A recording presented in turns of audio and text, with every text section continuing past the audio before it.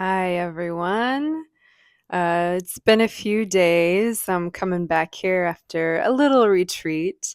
I want to talk about depression today, in particular, seasonal depression, since that's really kind of what I have experienced in the past few days. And it's something that I do experience every winter.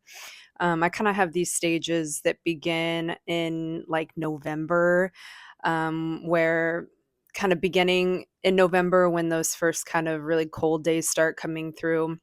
I live in the northeast of the United States, so that's a sort of habitat that I am in, and it gets cold in the winters. And in November and December and into January, I kind of have this cycle where it's like every 3 weeks I go through another downshift. So I'll kind of have the first depression in like November, and it'll maybe like last, 4 days to a week where I have just kind of a like drop in my serotonin, and my mood just kind of shifts. And then I'll kind of stabilize for a few weeks, and then I'll have another downgrade. And then that'll kind of stabilize for few weeks, and then I'll have another one. Um, Historically, with me, January and February tend to be the hardest months. Really, February tends to be because we're like, all right, like when is this? When is this going to be over? Where's spring? Yeah, I had a bit of a depression for the last few days. I consider myself stable as someone who has bipolar and has both mania and depression. I still do have those cycles, but they don't derail me from my ability to like show up for myself in my life. Usually what ends up happening is particularly in depression, I can take care of my basic needs, and I actually still end up going to the gym and doing yoga or eating as healthy as I can. A lot of times I don't feel like cooking and I might end up getting takeout, but I usually don't, go for junk food. I'll, get the healthiest thing that I can for takeout. Um, that is, budget friendly. I lost my train of thought. Normally, I try to have some sort of like journal or guideline, some bullet points to go off of to um, guide me in how I'm going to talk in these videos. And today I did not do that. I'm just trying to kind of get back up on the horse after being down for a few days. So bear with me. I'm going to do the best I can. The intent of my channel really is to um, destigmatize the experiences of different mental health conditions. A lot of people experience depression. Not everybody experiences mania. Not everybody has active like PTSD or has gone through, healing PTSD. But I want to talk about these experiences because I think a lot of what I have struggled with is kind of this misconception that everyone out there that I see that is, successful or that I'm admiring in some sort of way. I tend to have this idea that like they don't struggle, the way that I do. Like, oh, they aren't having these, days of depression. They aren't having like days of mania where their mind is just moving so fast that they can't really, you know, produce anything. I don't know if everybody is like that. I definitely kind of in a hypomanic stage I can like produce, but once I like really dip up into mania, I think it's just too fast. Like I've tried to go back and read things that I've written in that state, and it's all just gibberish, and I can't even read my handwriting, and it's actually not a very productive phase of the cycle for me. So um anyway, coming back here. So normally when I am dealing with depression, my current episodes, how they go is I usually just don't have the motivation to do things that kind of are creative or um, maybe some administrative stuff that just feels really overwhelming. But I can like take care of myself. My room usually gets like a little messy, but it's not like filthy. Um, I just become a little bit more lax and unorganized. I usually sleep a lot. Like I'll sleep like 10 hours and then I'll end up like taking a nap the next day for another like 2 to 4 hours in the afternoon. And then I don't, you know, after sleeping that much, I wake up feeling tired. Like I don't get fully restored or rejuvenated by that rest. However, I did sleep quite well last night, and I did wake up this morning feeling like, okay, we're back. Like, I took a walk, I went to the gym, had lunch, did things that I needed to do, took care of some stuff. I did some creative stuff today. So I'm kind of back into a more stabilized place. But yeah, I wanted to get on and to just show my experience. Because it's really hard to compare yourself and think that nobody else is struggling with these things. Um, and I also want to say that you can have days, like lots of off days that are not, productive. And of course, we want to like gear towards productive days, but you can have off days and still have some sort of framework of consistency. Like the big picture, if I span out over years, I can see that my overall trend was that of consistency. If I zoom in on one particular month or one particular week, I might see that it is more unstable and that, like, yeah, there's days here where I don't do anything. But with each passing year since my diagnosis and since I have, worked on healing trauma and learning more about bipolar, um, ADHD, CPTSD, I continually get better at taking care of myself and at knowing what to do when I am in an episode, whether it's manic or depressive. I can see them coming. And I know, I'm not perfect, but I kind of know how to reel myself back out instead of kind of fully falling into an episode. Um, Water is a big one, like both mania and depression, like really hydrating. If I'm starting to feel it coming on, if I can like really, really hydrate, I might still have a mini episode, but the intensity of it will not go to quite the height that it would if because a lot of times when I'm manic, truthfully, I will really that's a risky time for me to want to drink a lot of coffee, which is dehydrating. So I find that if I can drink a lot of water before or like as the mania is coming on and when I'm kind of in that hypomanic state, if I can hydrate a lot, then that will kind of temper the craving for caffeine, for coffee in particular. Um, Today, I talked about tea last week, but today I have this Tulsi sweet rose tea. I don't know if you can see that. And it says that it is stress relieving and magical. And those are the right adjectives to describe this, particularly magical. I'm going to open it.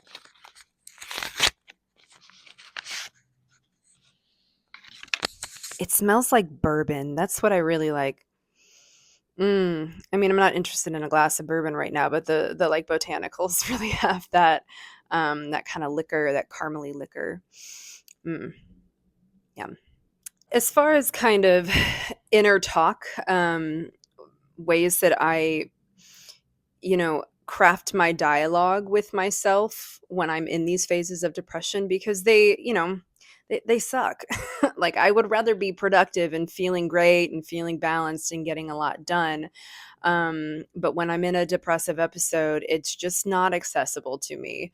So I have to find a way to not attach to my depression too much. And, I don't want to suggest to my subconscious that I am fundamentally flawed. I am suggesting to my subconscious that, like, you're just having a depressive episode. You are still an ambitious person. You are still a productive person. You're just having an episode. Like, this is just like programming that's going on. We're going to get through it the best we can without shaming ourselves and guilting ourselves, because that's just going to make us feel worse, and it's going to make the depression worse if we do that. We're going to just allow it we're just going to let it ride, do what it needs to do, get the rest that I need, and let it ride through without gripping onto it so much. It's almost kind of like the depressive episode is just like a meditation when you're kind of letting your thoughts just flow by without it, like attaching to them and having a huge emotional response to them. um like trying not to let it stimulate you. Like you're treating the depressive episode the same way as you're treating, thoughts that come into your head when you're trying to meditate. You just let it flow right through you. um Try not to be like, oh, not again, oh, I always fall into this state, like I'm the worst. That really is very stimulating thoughts about yourself, and anything that we stimulate in our minds really kind of put a lot of attention and emotional attachment to, those ideas are likely to come back then. Like they hold a lot of weight in our conscience. So um yeah, I tend to move through depressive episodes much quicker when I don't beat myself up for having them. And I always think, like, what can I learn from this? Was there something that I did, that kind of triggered it? Can often be internet and social media. It's like, well, yeah, I I sat on the internet for a couple hours and totally zapped my dopamine and looked at stressful things. Like, yeah, that maybe had something to do with the depressive episode that you're now in. Um, but it could also be, things outside of your control. It can be, like my cat died earlier this year. That was something that, of course, a depressive episode came after that, and I totally was like open arms, embraced it. Like, and seasons, the winter is a depressing time, and I almost kind of think it's strange to not be in a depressive state, at least to some sort of degree, in the winter. Like, Eh, are we the normal ones? The ones that feel a bit of like a hibernating, like low energy, low mood when it's cold outside and there's not a lot of sun. It kind of seems like maybe, as far as our evolutionary biology goes, that we're meant to like slow down and not have the like most, energetic mood states when it's winter. Just a thought. Anyway, this video, trying to edit it is probably going to be a little bit of a mush. So appreciate you making it this far if you had. Let me test our tea here. Yeah, the rose is super, super pleasant, uplifting, magical. So that's all I've got for you guys today. Future content, I talked a lot today about bipolar. I'm trying to kind of figure out who I want to direct my content to. Um, do I want to talk to like a bipolar audience? Do I want to talk to an ADHD audience? Do I want to talk about trauma? And right now, I feel like I just want to talk about all those things because they're all a part of my story and the testimonies that I think can help people. But, for algorithmic, algorithmic, algorithmic advantage, I might have to kind of narrow it. So we'll see. We'll see what happens. Um, if you have some feedback for me, I would love to hear. So I think that this is going to more or less wrap up the video today. Oh, I forgot.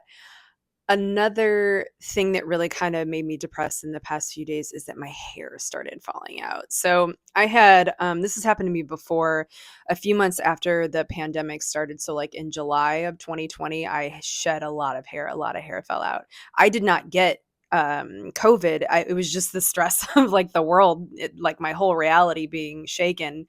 It was just the stress of an impending pandemic. That caused my hair to have a cycle where it shed. And I also there was some just intense stuff that went down with my family this past November.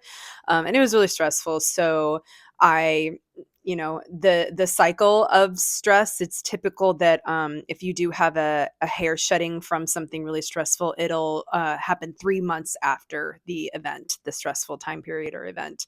And so this was in November where this was really stressful. And so now here at the end of, towards the end of November, I'm having this hair shed. And if anybody's ever lost hair before, it's not pleasant. It's anytime our form, takes a quick change in a direction that we weren't really hoping for. It can be really hard to adjust to and to accept. Hair loss it's not fun. It's hard. Fortunately, I didn't. I really thought I was like, I'm gonna lose a lot of hair. It was really stressful. Fortunately, I didn't lose as much hair as I was expecting. But yeah, that's a circumstance that can certainly add to depression, and I think that was an element in combination with the season. Um, yeah, so that's kind of.